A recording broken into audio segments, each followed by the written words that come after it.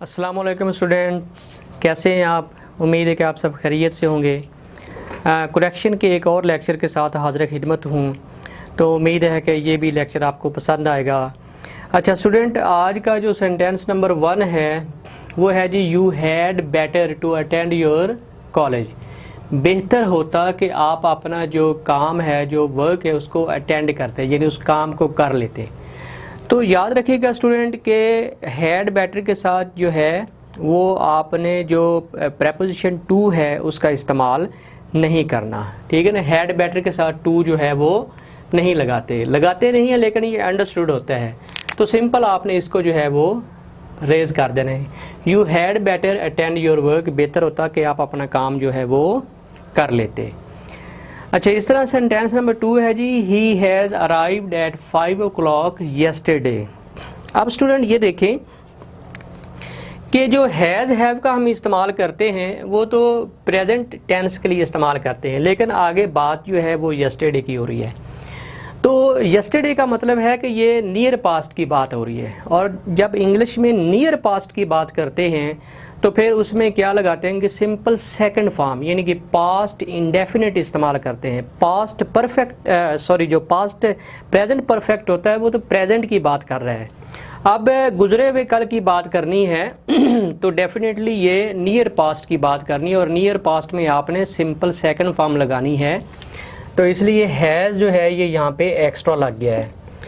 तो ये सेंटेंस जो है ये ठीक हो जाएगा, ही अराइव्ड एट 5 o'clock येस्टरडे, ठीक है, यानी कल 5 बजे वो यहाँ पे आया है, नहीं है बल्कि आया। अच्छा, सेंटेंस नंबर जो 3 है वो है, दे नो टू स्विम, वो जानते हैं कि कैसे तैरा जाता है। अब ये एक आम सा इस्तेमाल है जी कि अगर इस तरह का काम हो, इस तरह की बात हो, ठीक है, तो उससे पहले हाउ टू लगाते हैं। They know how to swim, they know how to swim, ठीक है।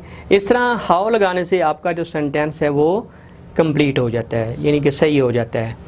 अच्छा, यहाँ पे सेंटेंस नंबर 4 की बात करते हैं। लिखा हुआ है जी, she will marry with a rich boy.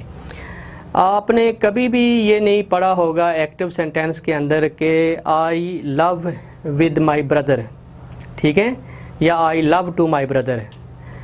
कुछ वर्ब ऐसे होते हैं कि उनके साथ जो प्रेपोजिशन है वो लगाते ही नहीं है जब वो एक्टिव वॉइस होते हैं। हाँ, जब पैसिव वॉइस बनाते हैं तो उस वक्त जो है उनके साथ जो है आप ये जो प्रेपोजिशन है ये लगा सकते हैं। अब ये जो सेंटेंस है, शी विल मैरी, ये एक्टिव वॉइस है, विद अ रिच बॉय।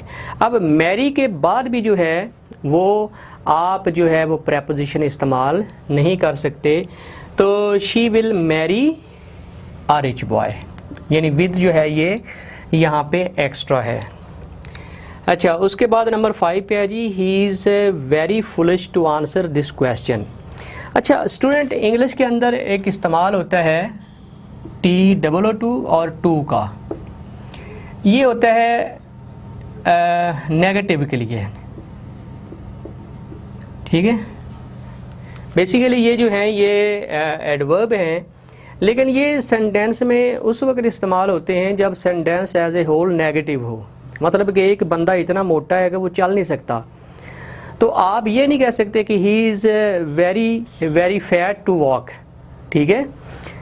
तो आप लिख सकते हैं he is too fat to walk, वो इतना मोटा है कि चल नहीं सकता। अब इसमें नॉट का इस्तेमाल हमने किया नहीं है, लेकिन TOO और TO2, ठीक है, जो हमारा जो इन्फिनेटिव है इसका इस्तेमाल जब हम करते हैं तो ये नेगेटिव मीनिंग में चला जाता है, और ये नेगेटिव सेंटेंसेस में होता है। अब यहाँ पे आप देखें, ही इज़ वेरी फुलिश, वो इतना अहमक है कि वो इस क्वेश्चन, इस सवाल का जवाब नहीं दे सकता, तो ये एक नेगेटिव सेंटेंस है। लिहाजा यहाँ पे जो हमने एडवर्ब पॉजिटिव लगाया है इसकी ज़रूरत नहीं है, बल्कि यहाँ पे आप सिंपल जो है वो TOO, ठीक है।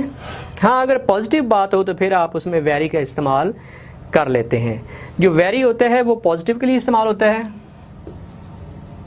ये पॉजिटिव थिंग्स के लिए होता है, और जो TOO है ये नेगेटिव थिंग्स के लिए इस्तेमाल होता है, ठीक है।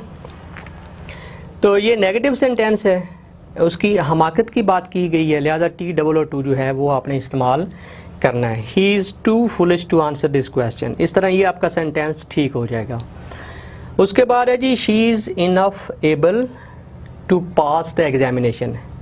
ये बड़ा एक इतना कॉमन ये गलती हो गई है कि हमें ये फील ही नहीं होती, ठीक है। तो स्टूडेंट बात ये है कि इनफ जिस नाउन को डिस्क्राइब कर रहा हो उसके बाद में आता है, ना कि पहले आता है, ठीक है। रूल क्या है कि इनफ जिस क्वालिटी को डिस्क्राइब कर रहा होता है, एडजेक्टिव को या नाउन को या जो भी है, उसके बाद में लगाना है, पहले नहीं आप लगा सकते। तो ये हो जाएगा शी इज़ इनफ एबल नहीं होगा, ये हो जाएगा एबल इनफ, ठीक है। इसको ज़रा तरतीब इसकी चेंज कर दें, शी इज़ एबल इनफ। अच्छा, उसके बाद जी number 7, unless we do not save. Unless या अनटिल, स्टूडेंट ये नेगेटिव मीनिंग दे रहा है, जब तक ना जब तक हम ऐसा नहीं करते। तो जब अनलेस नेगेटिव मीनिंग दे रहा है तो फिर उसके बाद नॉट लगाने का जवाज़ ही नहीं हो सकता, ठीक है ना। आप नॉट नहीं लगा सकते क्योंकि जो अनलेस है वो उसका तर्जुमा ये है कि जब तक ना, ठीक है ना, जब तक हम ऐसा नहीं करते, जब तक हम बचत नहीं करते। अनलेस वी सेव, जब तक हम बचत नहीं करते, ठीक है ना। तो ये बड़ा एक मसलन एक ओवरलैप हो जाएगा कि हम अनलेस भी लगा रहे हैं और हम डू नॉट भी लगा देते हैं, ये गलत है, ठीक है। आप अनलेस लगा रहे हैं तो फिर आगे आप डू नॉट लगाने की ज़रूरत नहीं है, क्योंकि अनलेस जो है वो आपका ये काम कर रहा है। अनलेस वी सेव, ये डू नॉट जो है ये कट कर दें। Unless we save we can't live happily, जब तक हम बचत नहीं करते, अपने लिए कुछ बचा के नहीं रखते, तो हम खुश नहीं रह सकते हैं। तो उम्मीद है कि आपको ये लेक्चर पसंद आया होगा। इजाज़त दीजिए, अल्लाह हाफिज़।